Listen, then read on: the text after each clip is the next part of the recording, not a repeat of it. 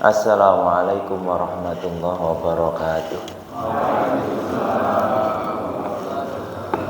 Alhamdulillahi rabbil alamin. Asyhadu an la ilaha illallah wahdahu la syarikalah wa asyhadu anna Muhammadan abduhu wa rasuluhu la nabiyya wa la rasula ba'da. Allahumma salli ala Muhammad wa ala alihi wa ashabihi ajma'in. La hawla wa la quwwata illa billahil aliyyil azim. Ya ayyuhalladzina amanu taqullaha wal tanzur nafsum ma qaddamat lighad wattaqullaha innallaha khabirum bima ta'malun. Wa qala Allah ta'ala qul huwallahu ahad Allahus samad lam yalid wa lam yulad wa lam yakul lahu kufuwan ahad. Sadaqallah wa sadaqa rasulul karim. Alhamdulillah, mugi dalam keadaan sehat walafiat, nikmat Allah ridha atas kedatangan kita di jamaah subuh.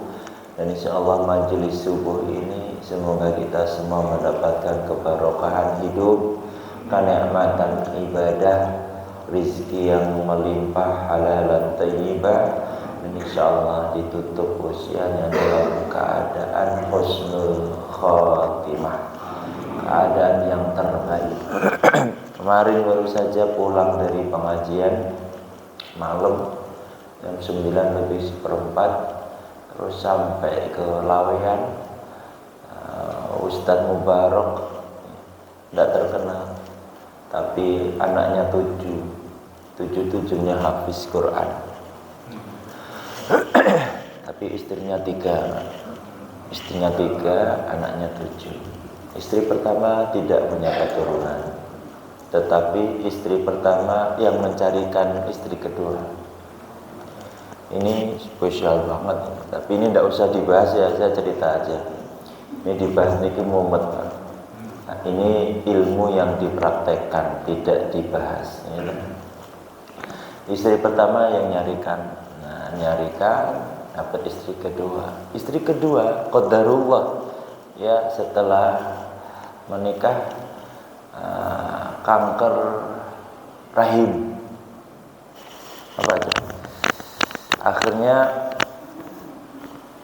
apa itu namanya, tempat produksi sel telurnya diangkat. Istri kedua tidak punya keturunan. Nah, akhirnya istri kedua punya sahabat karib di pondok. Nah, ditawarkan mau. Istri ketiga setiap tahun keluar 1 anak. Jadi wah, keren banget ini, Pak. Jadi 1 tahun pertama anak 1, tahun kedua sampai 7 tahun tuh 1 tahun 1 anak. Ini kalau diangkat jadi berita bagus, Pak. Cuman beliau tipenya Masya Allah. Bapak tahu yang jual ayam di Songgolangit, yang samping depannya warung ayam goreng apa itu ya, dekat Mixu, itu 4 Pak anaknya.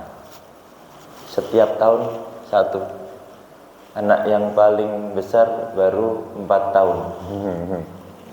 Ini keren, kelihatannya mau nyusul ini nanti. Ini sudah anak yang ketiga kalau tidak salah, itu diajak jualan. Anak yang kecil baru 8 bulan. Saya lihat bukan tersangka, dua tokoh ini, Masya Allah, gumun ya Pak Bu. Ini ibu istrinya tuh gimana nih coba? Cara ngontrol emosi, cara mendidik anak, cara menjaga stabilitas rumahnya bagaimana. Saya tanya sama penjual ayam ini, wah Masya Allah, ini istri di rumah ngurus 3 anak. Iya, ya Alhamdulillah kayak kapal pecah. Iya bodoh, kita 1 anak ya kapal pecah, dia 3 anak kapal pecah. Jadi ini cara menikmati hidup bagaimana tuh. Ada yang ngapunten ya, ada yang menikah sampai disegel itu, disegel alat produksinya. Kosek ngenteni Fortuner teko. Ben wirawiri rakudanan, anak bayine ben aman tuh. Tahun keempat segelnya dibuka, kebablasan Pak, kebablasan buntu. Artinya untuk produk, akhirnya ke sana kemari cari cara supaya bisa punya keturunan. Umroh, akhirnya uangnya diambil lagi sama Allah, semuanya diambil lagi sama Allah. Qadarullah pada titik tidak punya apa-apa hamil. Itu kalau Allah sudah atur, setiap apa yang sudah diamanahkan sama Allah, insya Allah kita sanggup untuk mengembannya. Udah selesai aja. Pak, cara berpikir kita tuh kalah dengan kalkulator langit. Mau menabung berapapun, kalau ternyata Allah berkehendak lain, ya sudah. Ternyata nunggu Fortunernya dijual sampai ke Singapura, sampai apa itu bayi tabung, entek duitnya kabeh, bareng seperti awal menikah, tiba-tiba Allah kasih kehamilan. Nah, itu sebagai bukti kita berserah diri sama Allah. Tuh, jadi pengalaman berharga, tapi meninggal. Ya, Ustaz Mubarak kemarin meninggal, masih meninggalkan 7 orang anak. Gimana ini istri-istrinya Allah alam, itu ketetapan Allah. Nah, dari cerita ini Bapak Ibu jamaah salat subuh rahimakumullah, temanya tepat sekali nih. Ya, apa temanya? Durang ngerti. Pokoknya temanya pengajian subuh nih. Saya juga ingatnya akidah. Nah, di belakang akidah tidak salah, membuat hidup kita lebih mulia, lebih nikmat, lebih gampang gitu. Ya benar ternyata. Makanya sudah berserah diri sama Allah, mengatakan qul huwallahu ahad tidak bil lisan saja. Jadi benar-benar keesaan Allah itu menyeluruh dalam hidup kita. Udah deh, hidup itu setenang-tenangnya hidup, nikmat. Saya sudah cerita handphone saya yang hilang itu, baru sepekan, enggak nyampe sepekan. Itu sudah puyengnya bukan main. Ya Allah, pernah suatu saat saya sama istri itu buka handphone. Ya Allah, foto video sampai 6.000 ini piye caranya milihnya? Pilih siji-siji itu. So, kita buka satu-satu. Iki apik aja, wah iki. Mana semua HP akhirnya. Jadi setelah difilter setengah jaman ya tetap aja nggak ada yang dihapus. Akhirnya pusing, ya Allah, ini piye? Akhirnya beli micro SD. Saya handphone elek-elek micro SD. Nih handphone apik beli cloud. Bayar itu sebulannya berapa? Itu handphone mahal tuh.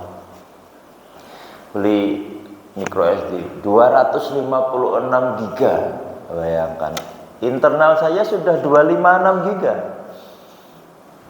Masih merasa sampai suatu ketika Allah hapus itu semua data sak HP ini Pak. Terus nggak kepikiran. Alhamdulillah ya Allah, ya wes hilang. Sak banking, internet banking, data, jadwal, kalender, login, email, entek kabeh Pak. Dia harus mengulang dari awal lagi. Semua bisa kembali kecuali foto.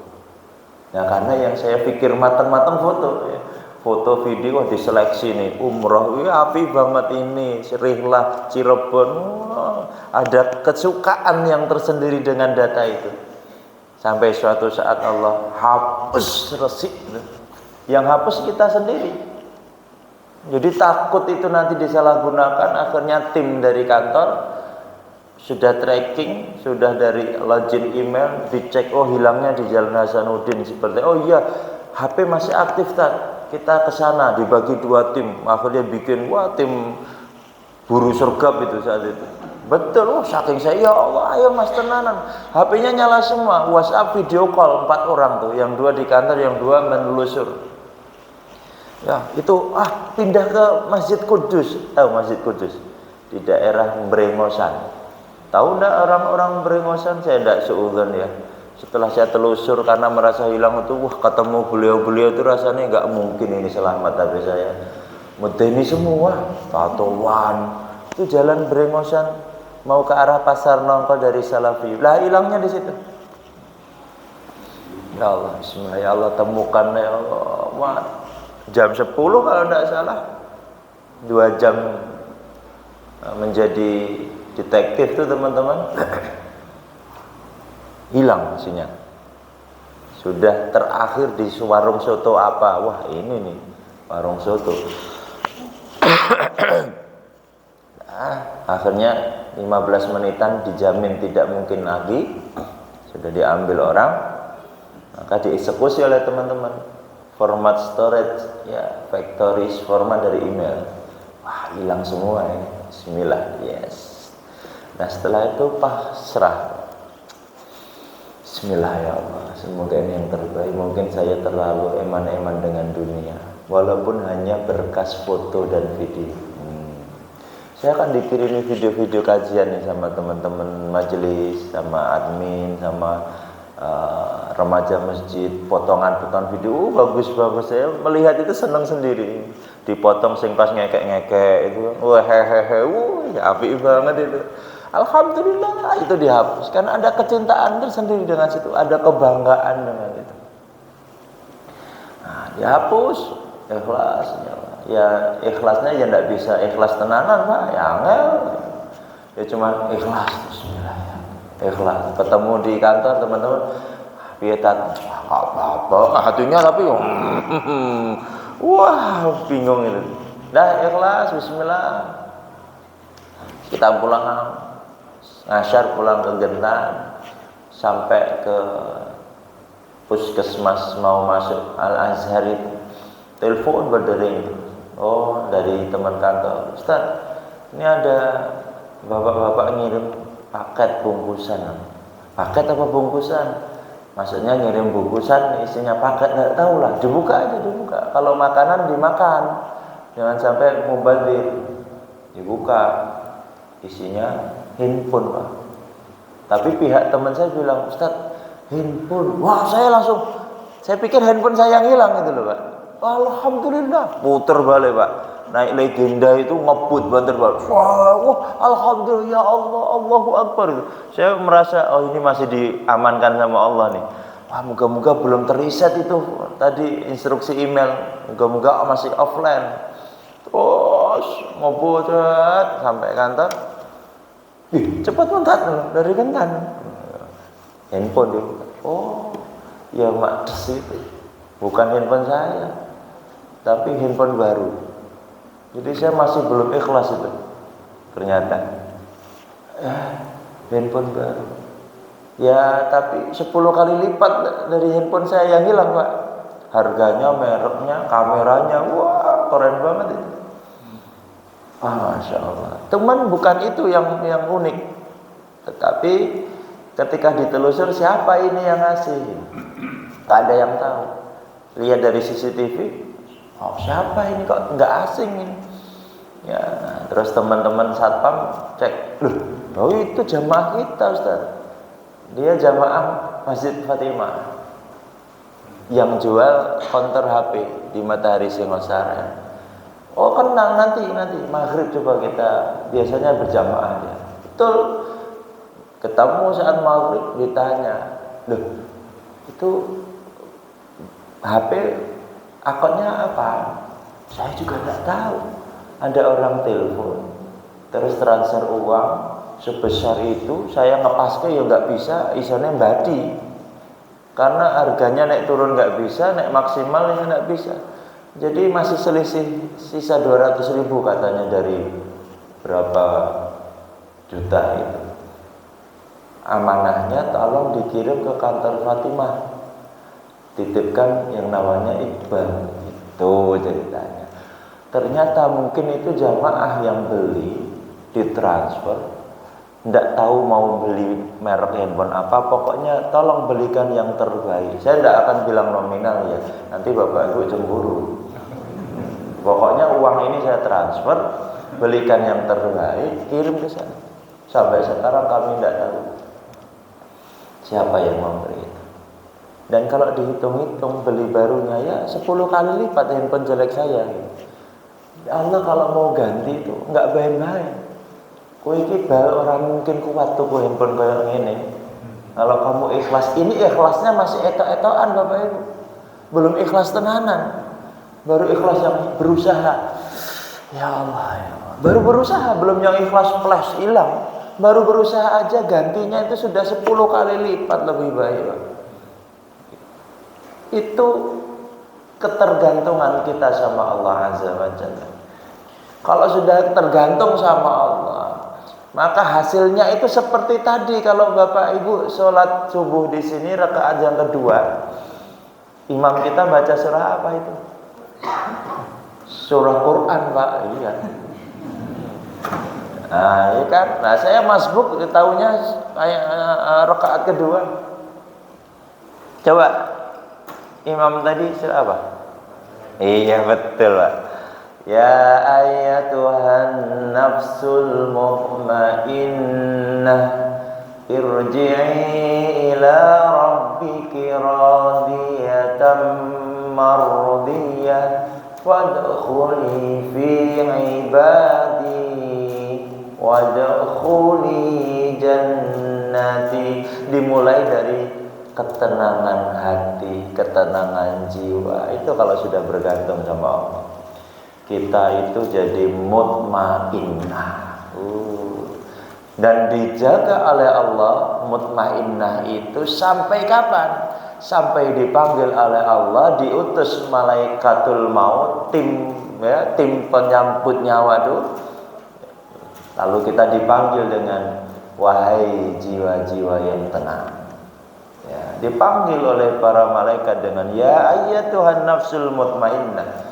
Sampai Allah beri gelar kepada kita dengan panggilan mesranya, yaitu fadkhuli fi ibadi wadkhuli jannati.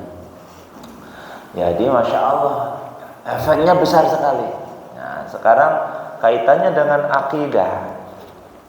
Pondasi utama Nabiullah Muhammad SAW untuk memberikan kekuatan, ghirah, ketaatan itu selama periode dakwah di Mekah sebelum hijrah ke Madinah.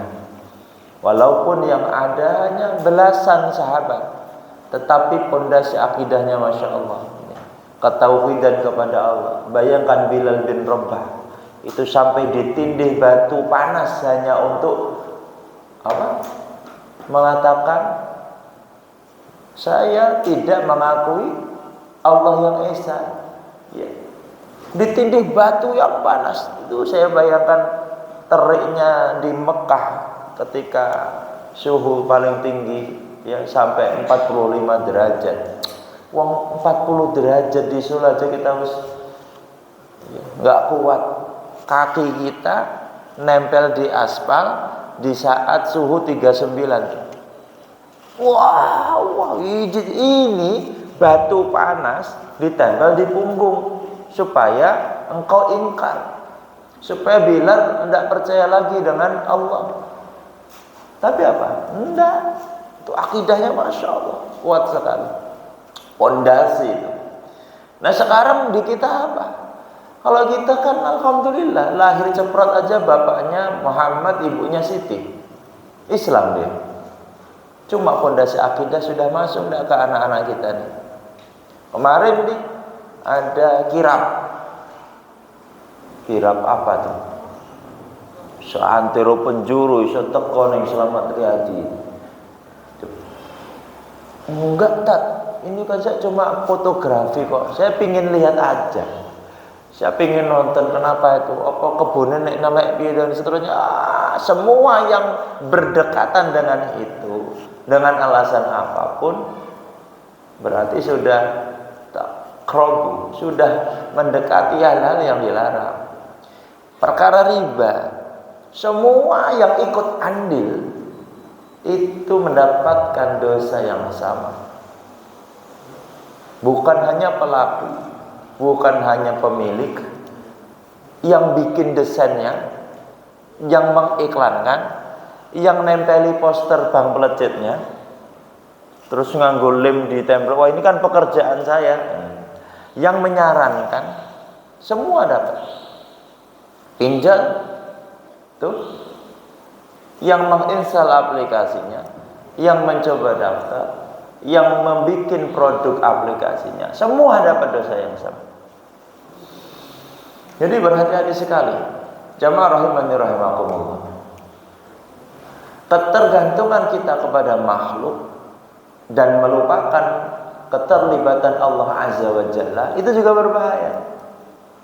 Sampai kita terbiasa mengatakan kalimat-kalimat syirik kecil yang kemungkinan besar bisa membuat kita kebawa kepada kebiasaan menyekutukan Allah dari sifat-sifat rasa syukur kita kepada Allah.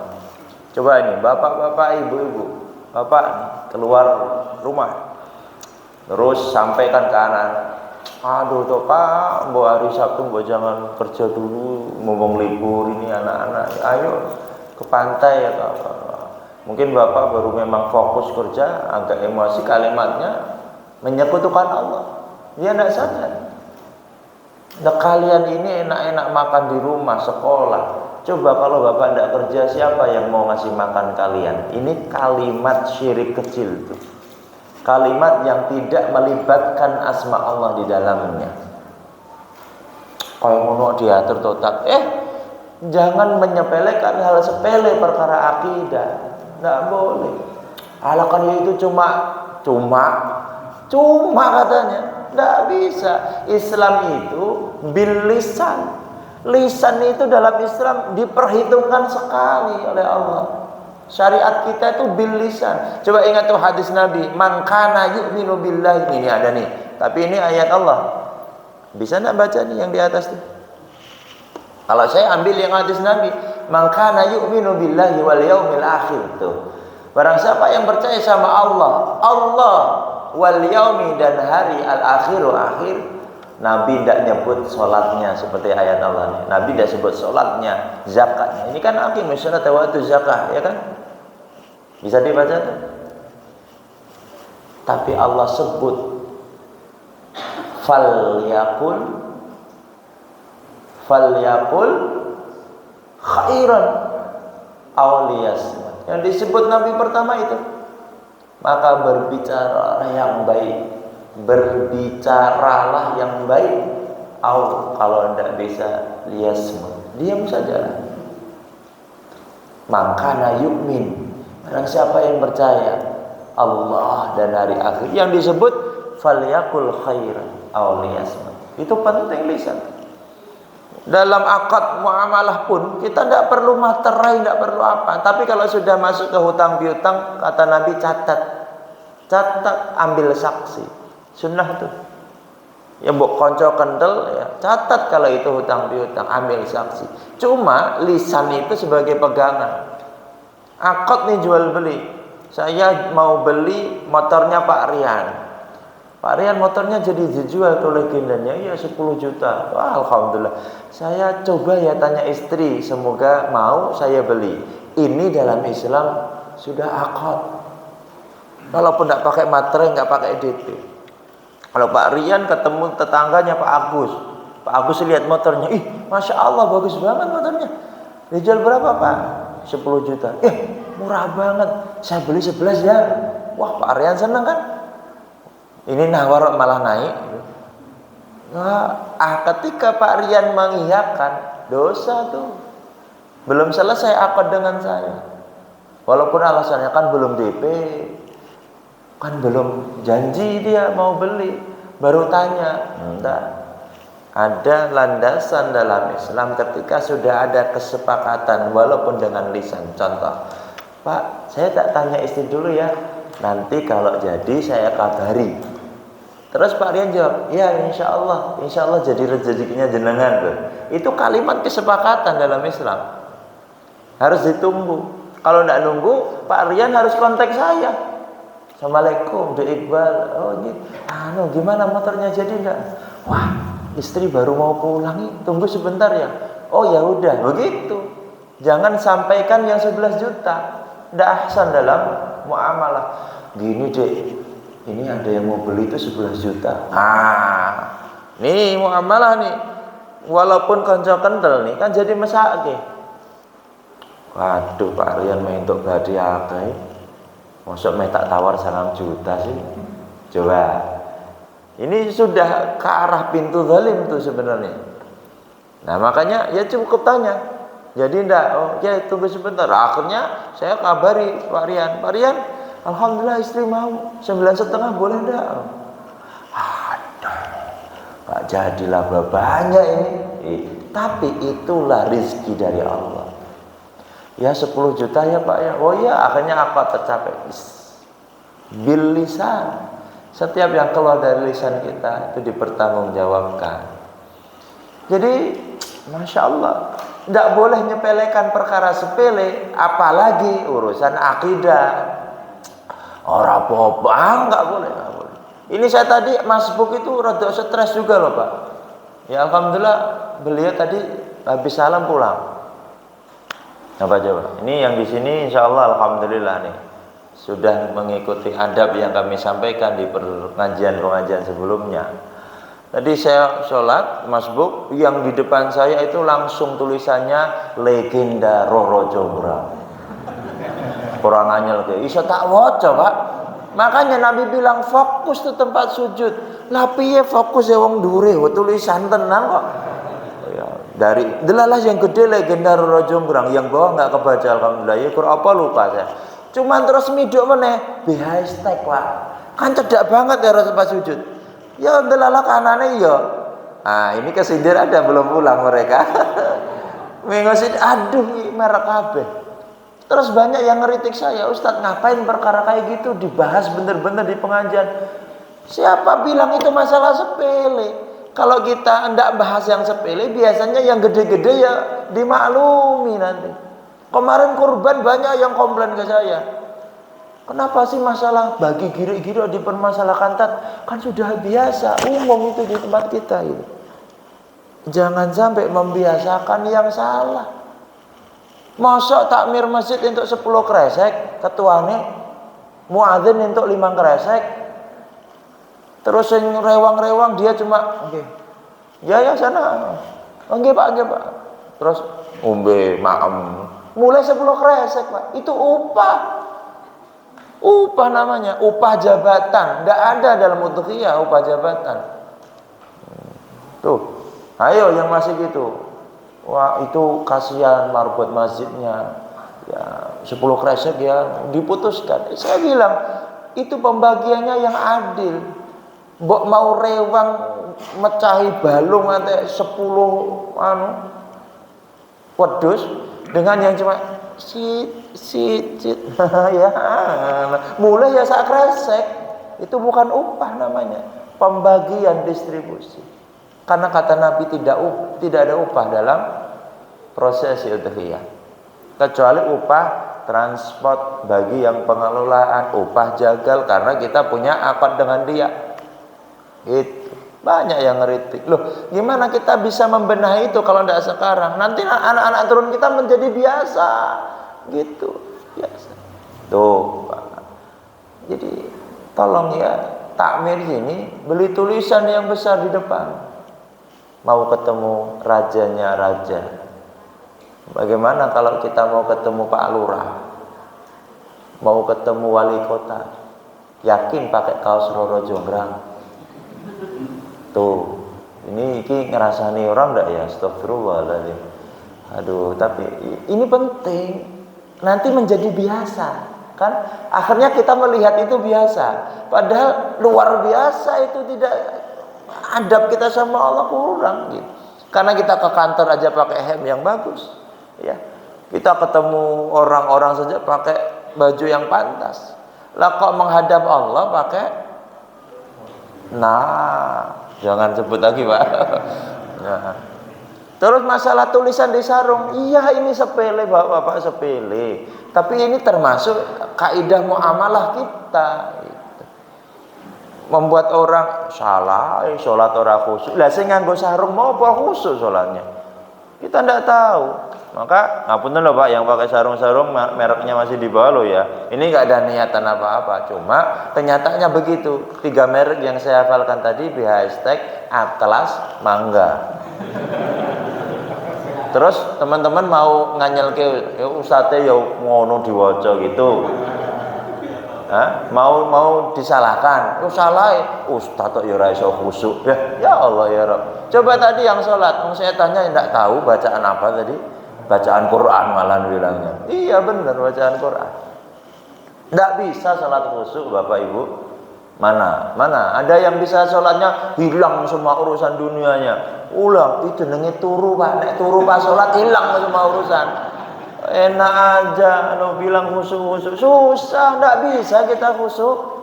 Bisanya berusaha khusyuk. Berusaha memperbaiki terus kualitasnya. Pokoknya semakin fokus, semakin bagus ya, semakin paham yang dibaca. Wong kula pertama kali datang di sini sampai tablik akbar di lantai 2 kan bahasnya tentang sholat. Ngantek saiki kan ya rada hafal toh arti bacaan sholatnya kan. Ayo sing ikut rutin pengajian nih. Kalau saya di sini Bapak ikut pengajian. Coba at-tahiyatulillah itu apa artinya? Mendem toh. Ayo. Nah, apalagi Allahumma inni a'udzubika yang qabla salam. Coba gitu kita mau khusyuk. Makanya supaya terjembatani semua yang sepele-sepele itu kita naikkan levelnya. Kita perhatikan supaya terbantu kedekatan kita sama Allah. Kalau yang sepele-sepele dibiasakan, ya semakin tereduksi kan kita semakin banyak pikiran gitu. Pak kasih tulisan Pak. Ketemu Allah berpantas-pantas. Apa yang singkat lah intinya kalau ketemu Allah yang baik bajunya. Itu. Wapi, cetok, resik, warnanya hemnya, tapi ning kene cerita rakyat ya jangan. Ya bagus tapi jangan ada tulisan ya. Itu tolong dibahas dulu untuk takmir. Bisakah beri tulisan seperti kalau enggak ada lemarinya. Nih belum ada lemari baju.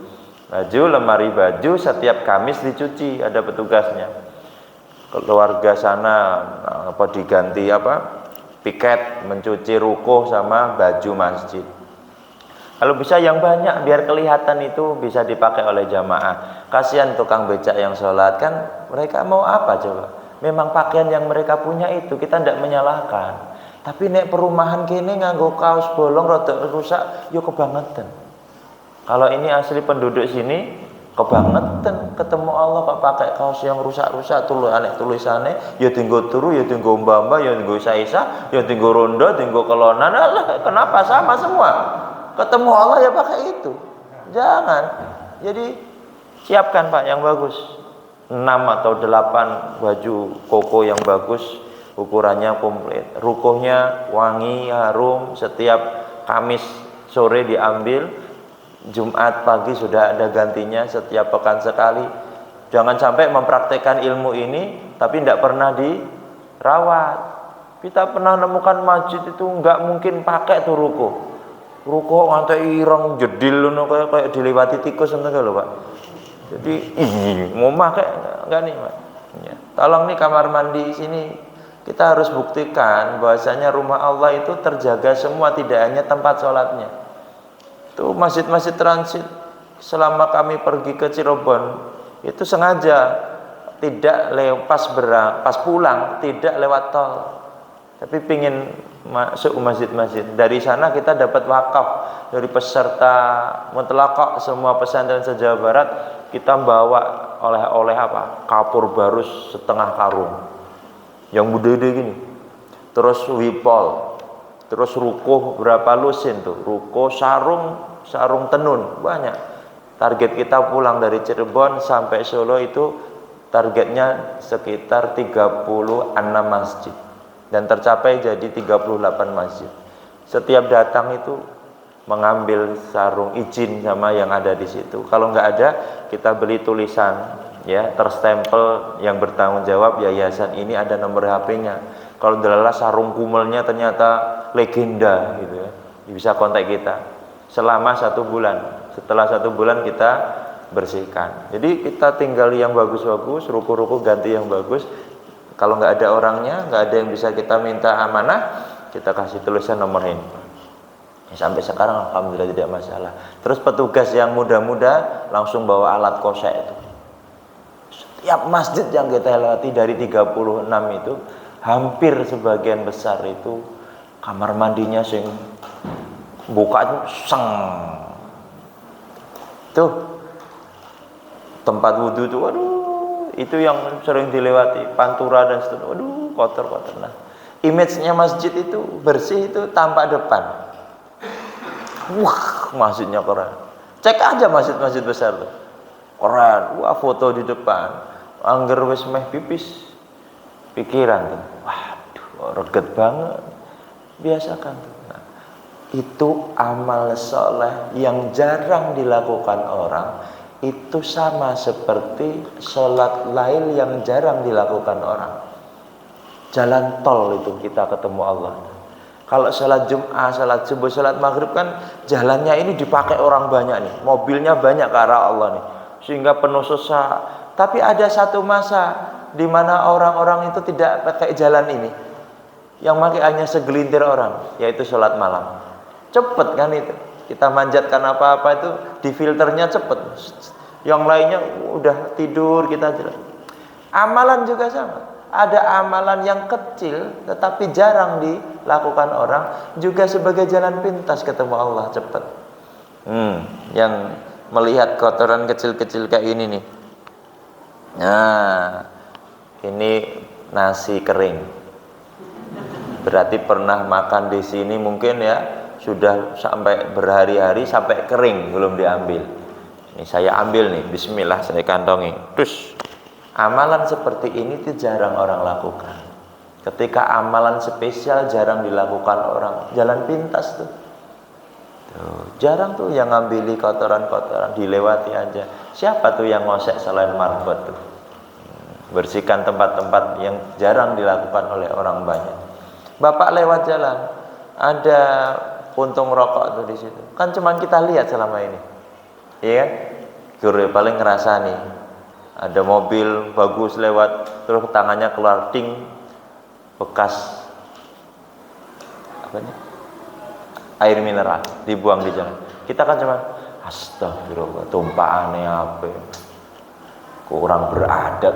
Hati kita tuh kata Nabi selemah-lemahnya iman.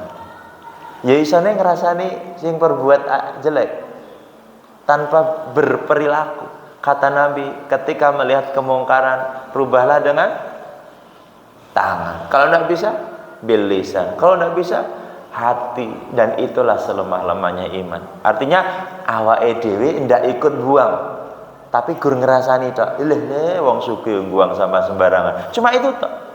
Kenapa ndak mandek nyetan ke motor, digoleki dicipuk, terus kita cari tempat sampah, pluk. Itu berarti dengan tangan, kata Nabi.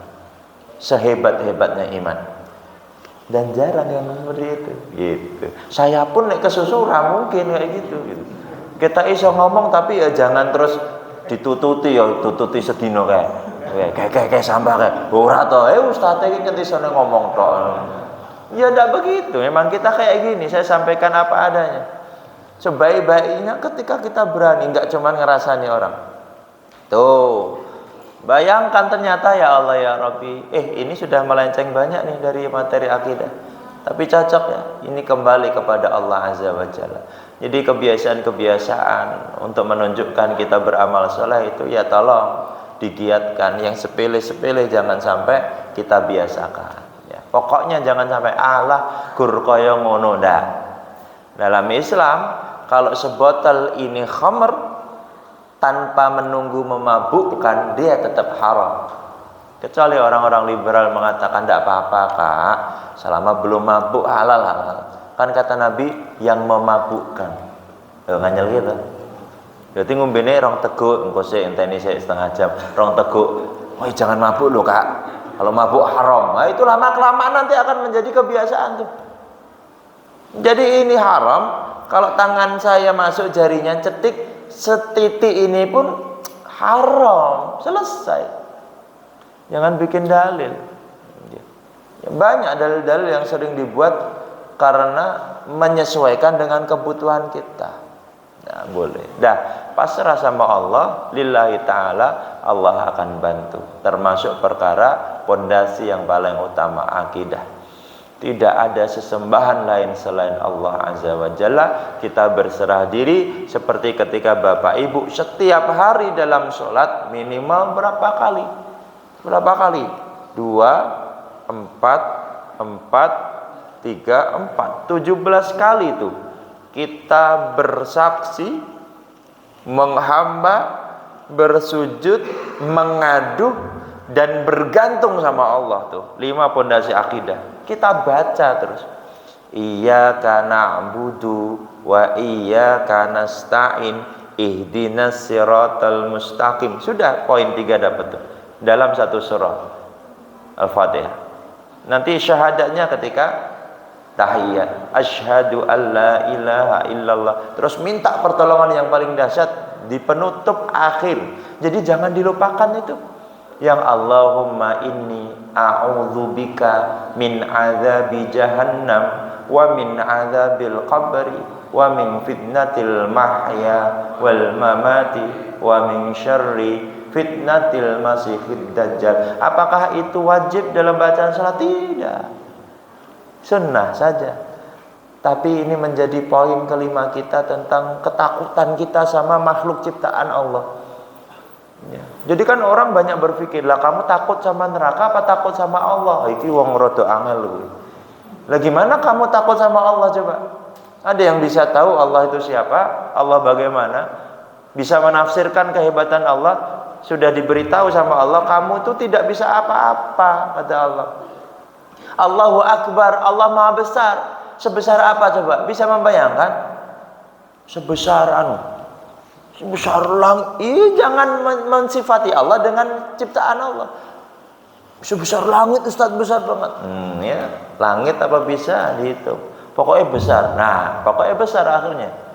Kita tidak punya kemampuan seperti alif lam mim shad, alif lam ra, yasin. Semua itu kata-kata dalam Al-Quran yang memberi tanda bahasanya manusia itu tidak punya apa-apanya sama sekali.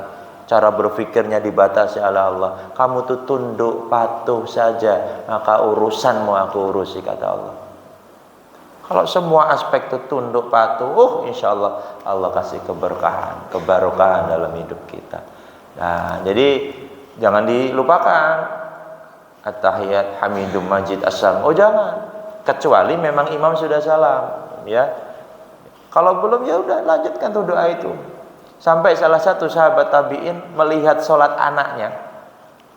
Loh kok cepet nih, beda dari biasanya tahiyat. Terus ayah bilang, hai anakku, apakah engkau tadi tidak membaca doa ini? Allahumma inni a'udzu. Lupa ya, ulangi sholatnya. Padahal tidak membatalkan sholat. Tapi saking itu pentingnya bagi orang-orang sholih, maka eman-eman kamu itu kalau melupakan itu. Ya, itu jangan dipakai dalil ya ini ya. Jangan dipakai dalil, tapi kita usahakan jangan lupa masalah penghambaan dan ketakutan kita, termasuk ketakutan kepada ciptaan Allah yang membuat kita mencintai Allah. Kita takut ditusuk, kita takut disetrika, kita takut dirajam, kita takut tuh.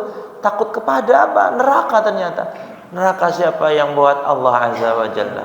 Boleh kerinduannya kepada surga, tapi ingin ketemu dengan Allah Azza wa Jalla. Boleh.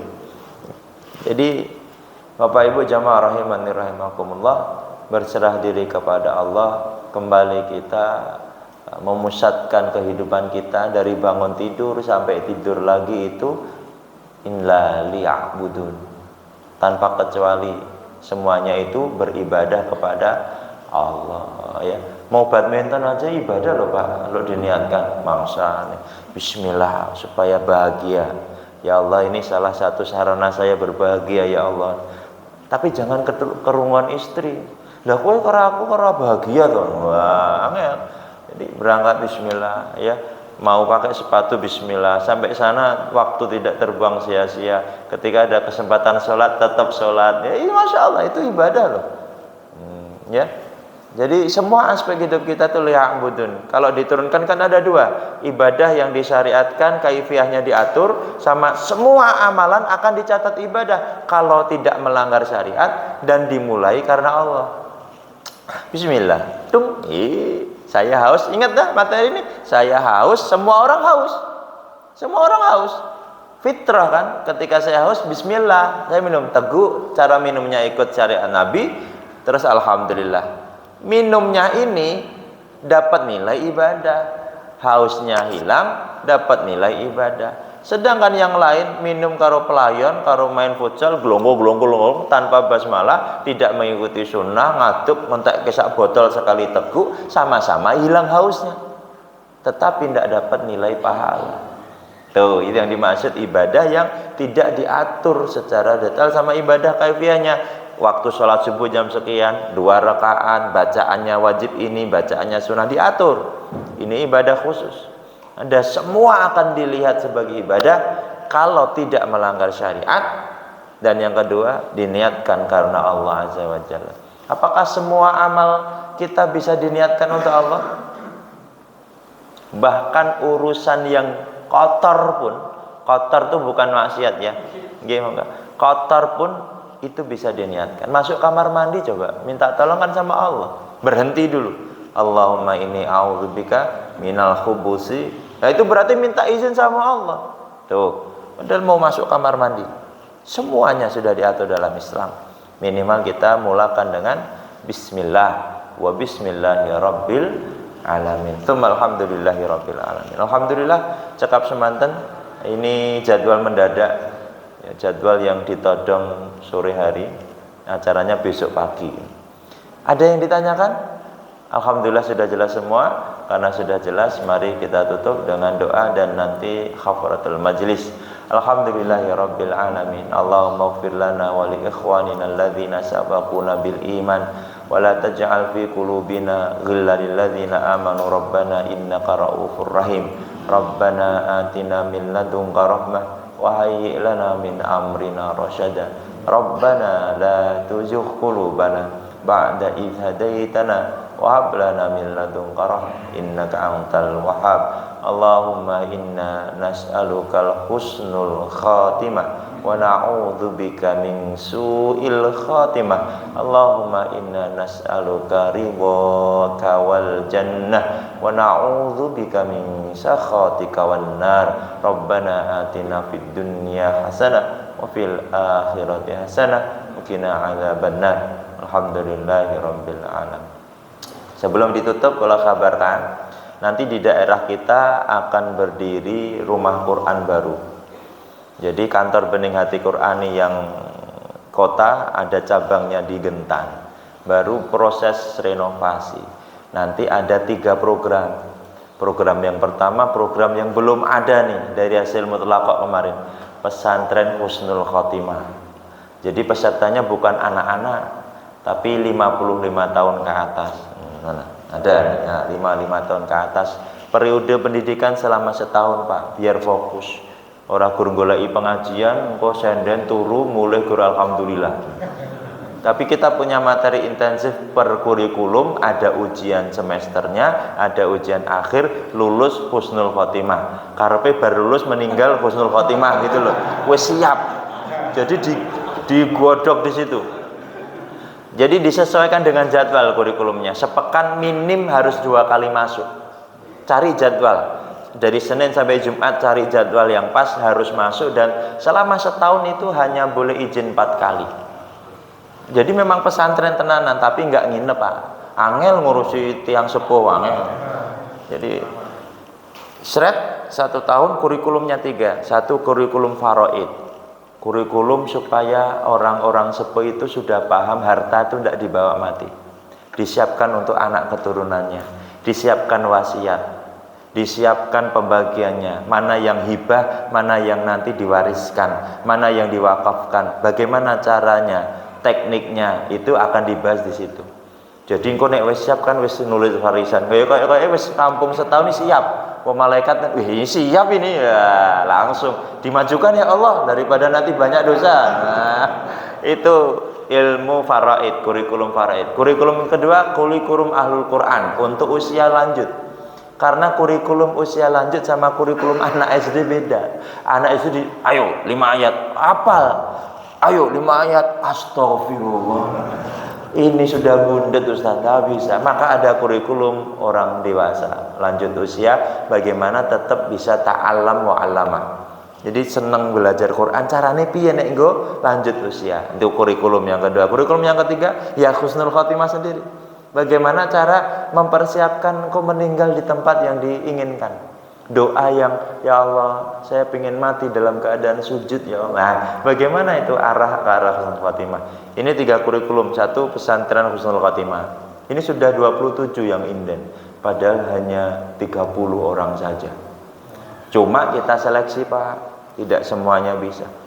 Terus yang kedua, pendidikan anak terpadu. Jadi untuk mereduksi orang tua sing nom-nom, ini yang nom-nom gitu Pak, menyekolahkan anaknya itu tidak sekedar anak pinter dunia. Jadi baru mulai sekolah aku udah dileske ning English second, terus neng kuman, terus privat, terus bahasa Jepang. Wush, bundet tuh anak kecil pada dolanan loh mereka tuh. Ya sekolah full day sekolah tambahan, jam les, durung les karo gurune. Kotok waduh. Kita ada program Quran terpadu ba'da asar sampai maghrib untuk anak-anak usia SD. Karena pondasi terbesar kita tuh yang jadi masalah SD. SMP pondok pesantren rata-rata hanya limpahan orang tua sing mumet anaknya. Ustadz tolong anak saya dididik, ini sudah pegang HP. Nah, Ustadznya guyang-guyu aja. Karena itu pondasinya di SD Pak. Melebu SMP itu wis judek itu pondok pesantren kayak majelis rehabilitasi model. Jadi disetori padahal pesantren tuh pingin dapat input yang siap digodok, ini dadak di kosek sik, diresi isik, di steril kesek, tapi nek pas liburan mulai metu meneh kebiasaannya. Mumet kan pondok-pondok itu. PR-nya berat. Maka kita bikin pondasi di usia SD kelas 1 sampai 6. Ba'da asar sampai maghrib orang tuanya ikut andil. Harus ikut andil. Ikut sholat asyarnya atau maghribnya. Jadi di situ diajari apa? Quran dulu. Baik yang sudah lancar maupun tidak. Terus disanding dengan lughatul Arabiyyah. Kaifahalu ya akhi ya walad. Jadi itu dibahas di situ. Plus bahasa Inggris supaya tidak ketinggalan dengan yang lain, plus hitungan dunia akhirat, cara menghitung matematika sama cara menghitung amal soleh. Itu anak-anak dikasih pondasi di situ. Itu 2 program yang ketiga, program Bening Hati yang selama ini berjalan. Kita tuh support pondok-pondok yang sedang dirintis, sekolah-sekolah, TPA untuk bayari ustadz-ustadzah sing sering ibu bapak kasih hadiah, alhamdulillah itu loh. Jazakillah ustadzah, besok lagi ya. Kerdikai aman. Tapi nek sing bahasa Jerman, bahasa Inggris 150 sekali datang. Itu kita programkan. Semua TPA ada 39 sekarang masjid yang guru TPA-nya kita support. Sekali datang sekarang minim 50. Lah mereka ya memang butuh kan Pak. Aja terus ngasih pelajaran loh, dihitung dengan duniawi. Mereka ndak ngitung, kita yang ngitung Pak. Saya ngajar nih. Saya ngajar kan ndak, katakan niatnya ndak pingin dapat uang dari ngajar Quran. Saya ikhlas ya Allah. Saya mikir itu Utsman bin Affannya, Abdurrahman bin Aufnya, Abu Bakarnya gas ngajari gini. Ya terus gimana? Nggak ada yang mikir tuh, banyak yang nggak mikir perkara ini. Nah 3 program itu ada di Ngebrak. Ini sudah depannya sudah Masya Allah, nanti bisa dikunjungi, baru direnovasi. Nanti bagian dalamnya baru kita bagi ruang-ruang, lalu bikin taman Quran paling belakang, mushola kecil, bangun kamar mandi. Nah itu yang pingin berkontribusi dolan ke sana. Kan masjidnya wis rampung tadi. Oh dereng ding. Oh ya selesaikan dulu punya sini. Ya dinikmati, dibaguskan. Nanti kalau sudah ikut andil ke sana Pak. Ya mau nanti santrinya boleh atau mau. Kita punya lembaga pendidikan ini sudah ada lulusan Libya, Madinah, Mekah komplit. Mudah-mudahan semua insya Allah. Tapi kita memang non formal. Tidak mau masuk ke formal. Karena formal itu urusannya berat. Administrasi izin bundet, ora iso los. Kalau non formal mau apa-apa nikmat. Ya terserah, habis itu mau sekolah di mana, insya Allah sudah punya pondasi itu anak-anak kita insya Allah. Jadi ini kami kabarkan, semoga nanti setelah launching insya Allah perwakilan masjid-masjid yang paling dekat dengan kita akan kita undang dalam peresmian supaya paham visi misinya apa komplit, dan yang mau kontribusi, mau wakaf, kurang kamar mandi Pak, mau tegel, mau kloset jongkok dan duduk, mau cat, mau semen, mau kayu, mau triplek, mau uang, monggo nanti main ke sana insyaallah. Wallahu a'lam bishawab. Tsumma alhamdulillahi rabbil alamin. Assalamualaikum warahmatullahi wabarakatuh.